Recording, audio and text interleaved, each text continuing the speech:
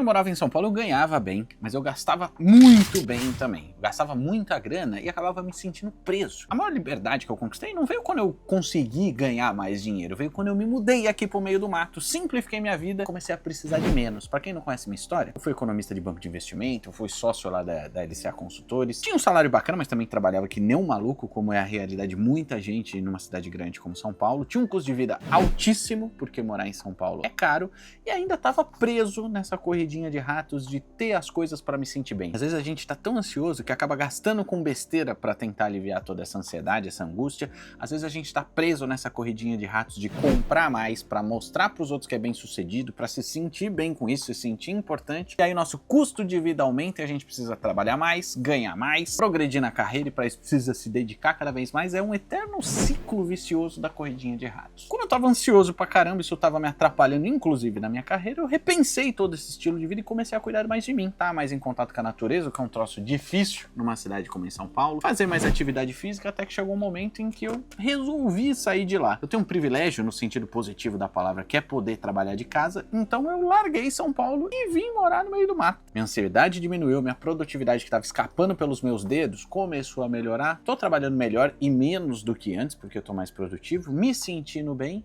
e cuidando mais de mim. Sabe qual que é o erro de muita gente? Achar que precisa ter R$1 milhão, precisa ter muito dinheiro investido e só aí vai chegar na tal liberdade financeira. Isso é uma ilusão, velho. Mas antes, deixa eu me apresentar para quem é novo por aqui. Eu sou o Cezita, esse é o Economy, que é a tradução dos investimentos, e aqui eu falo de liberdade financeira e vida simples e toda essa transição de estilo de vida que eu passei. Então se inscreve aqui embaixo, você não vai perder nenhum vídeo novo que sai todo dia. Muita gente acha que liberdade financeira é só quando você junta muita grana, chega em R$1 milhão, mas esperar por esse momento é o que pode estar te prendendo, te acorrentando nessa corridinha de ratos, porque liberdade não é lá o destino final que você chega, é um processo bem aproveitado. Cada real que você investe com consciência te dá um grau de liberdade a mais, é um passo a mais nessa escolha em direção à liberdade financeira. Mesmo que você ainda esteja longe de ter a grana que você gostaria para poder parar de trabalhar, você já começa a ganhar muito poder de escolha, autonomias nas decisões da sua vida. Uma reserva de emergência já te dá liberdade para você falar não para algumas coisas que aparecem na sua vida, te alivia de um monte de estresse quando alguma coisa sai errado. R$20 mil investidos, cara, já é coisa pra caramba e te permite pensar e tomar as decisões na sua vida com mais calma. Tem 5 graus de liberdade financeira e tá todo mundo focando só no último grau, que é parar de trabalhar. O primeiro grau, liberdade das dívidas. Se você não tá endividado, olha o alívio que isso te dá, não ter gente te cobrando e o seu saldo negativo só crescendo. Quem já passou por isso sabe do que eu tô falando. Segundo grau de liberdade financeira costuma ser da galera um pouco mais nova e pode vir antes ou depois da liberdade das dívidas, que é a liberdade dos pais. Quando você começa a não depender mais financeiramente deles, você começa a ganhar mais autonomia, poder de decisão sobre a própria vida, e é uma fase de amadurecimento muito importante, e dinheiro investido muito longe de ainda poder parar de trabalhar te dá esse grau de liberdade. E quem vai dizer que você não tá com liberdade financeira ganhando essa autonomia? O terceiro grau é a liberdade do seu ciclo salarial. Isso tem tudo a ver com você já estar montando uma reserva de emergência e não necessariamente você tá com ela do tamanho que você gostaria. Mas se atrasar um pagamento, se você é um profissional autônomo, um cliente atrasou, você vai conseguir se virar sem esquentar a cabeça. Sem esquentar a cabeça assim, né? É ruim ter um salário atrasado, mas suas contas vão ser pagas, não vão cortar nenhum serviço de você, porque você já tem esse grau de liberdade. A coisa vai evoluindo, você vai aumentando seus investimentos, você já sabe diversificar um pouquinho melhor, e aí você chega na liberdade do emprego, que é normalmente quando você já tem uma reserva bem mais gordinha, e você pode até passar um tempo sem trabalhar, para, por exemplo, mudar de profissão. Se o seu chefe te demitir, você consegue procurar um emprego sem se desesperar e aceitar a primeira oportunidade que não tem nada a ver, que você não gostaria, ou até fazer uma transição de carreira, porque você tem dinheiro para passar vários meses, talvez até mais de um ano, sem nenhum salário, mantendo o mesmo padrão de vida. É lógico que nessas situações a gente dá uma enxugadinha no orçamento e dá uma esticada até um pouco maior se for necessário. E só daí que vem o último grau da liberdade financeira, que é o que todo mundo dá atenção, que é a liberdade do trabalho, que é poder parar de trabalhar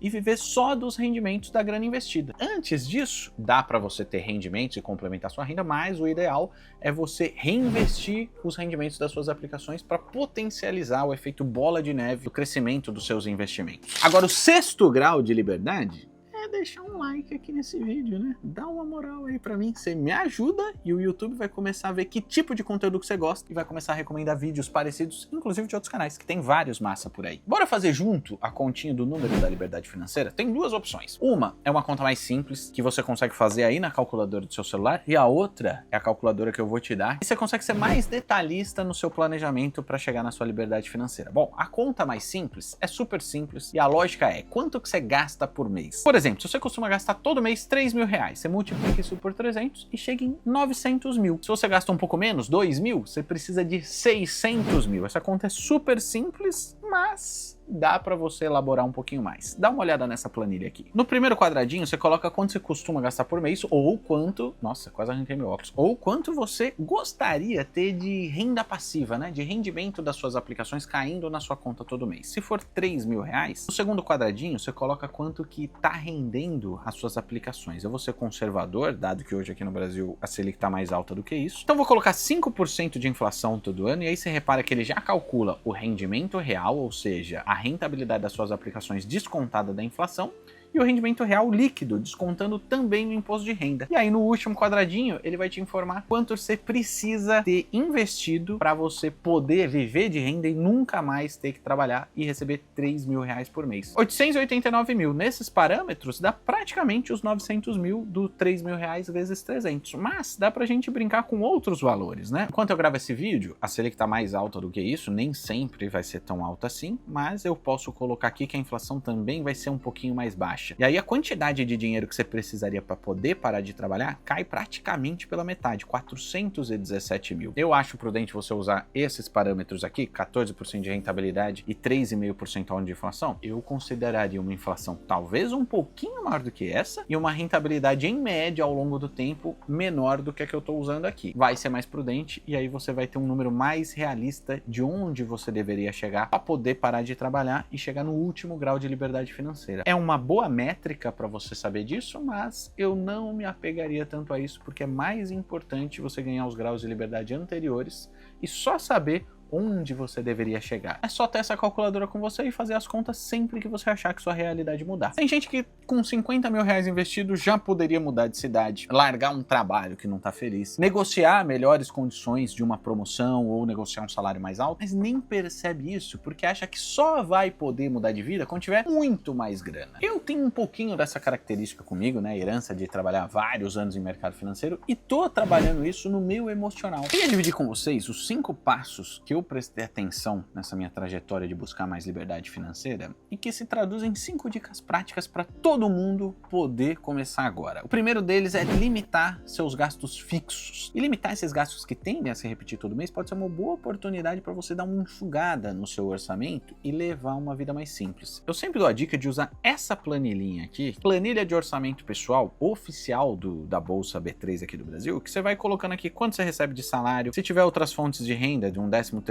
você coloca aqui também mais R$3.500, ele já faz a somatória de tanto que você recebeu no mês. Dá para você colocar aqui quanto você investiu naquele mês em cada coisa. Aqui entra a parte das despesas fixas, que é o que eu tô falando pra gente prestar mais atenção. É lógico que você não vai mudar de casa de uma hora para outra só para reduzir o aluguel, porque tem outros custos, né, dessa mudança, custo emocional. E a planilha, conforme você vai preenchendo, você coloca aqui, ó, quanto você pagou de luz, quanto você pagou de água. Ele já te dá no final quanto que você gastou de despesas variáveis, despesas fixas e te mostra se você economizou ou ficou no negativo do mês. E essa planilha aqui também é a outra que eu mostrei, estão no meu grupo do Telegram, o link tá aqui na descrição, é só você entrar lá, clicar lá em cima e você vai ver todas as planilhas que eu deixo grátis para todo mundo do grupo, dá uma olhadinha. O segundo passo é calcular seu número da liberdade financeira com a nossa calculadora, mas para você ter um norte, não para você ficar noiado atrás dele. O terceiro é começar a montar sua reserva de emergência e se você ainda não tem certeza do tamanho dela, também tem essa planilha aqui, regra da reserva de emergência, que você coloca aqui em cima quanto que você gasta por mês, vamos supor que seja 5 mil reais, e ele já te mostra qual que é o tamanho da sua reserva de emergência, de 1 ano, de 9 meses, o tamanho que você acha que fica confortável para poder contar com esse dinheiro. Tesouro Selic é perfeito para isso, CDBs protegidos pela FGC como todos são com liquidez diária e que rendam pelo menos 100% CDI,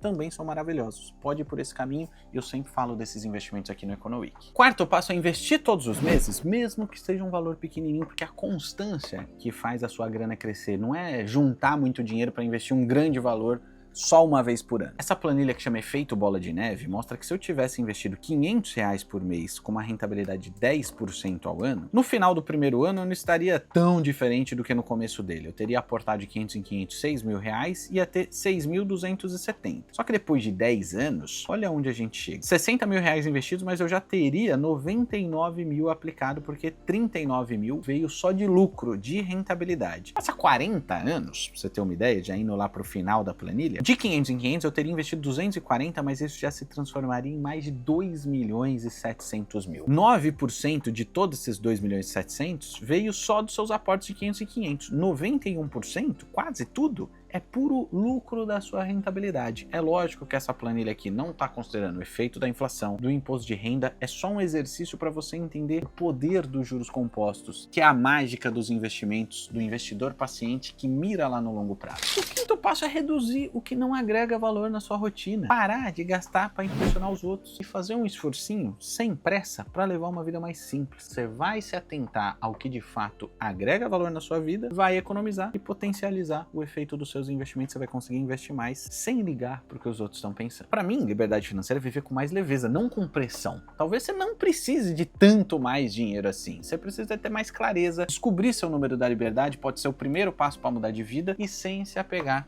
a toda essa pressão de querer comprar, gastar, impressionar os outros. Para reserva de emergência, você sabe o que é melhor? Se é Tesouro Direto ou CDB? Comparei o que está sendo melhor para esse ano, mais rentável, e mostrei nesse vídeo aqui em cima. Como sempre, eu abro conta em vários bancos, várias corretoras para testar, mostrar se é seguro, se vale a pena ter conta lá, e foi o que eu fiz na Rico, uma das corretoras mais famosas aqui do Brasil, e tá tudo nesse vídeo aqui embaixo. Agora clica nessa bolinha, se inscreve e vira um Economiker Raiz.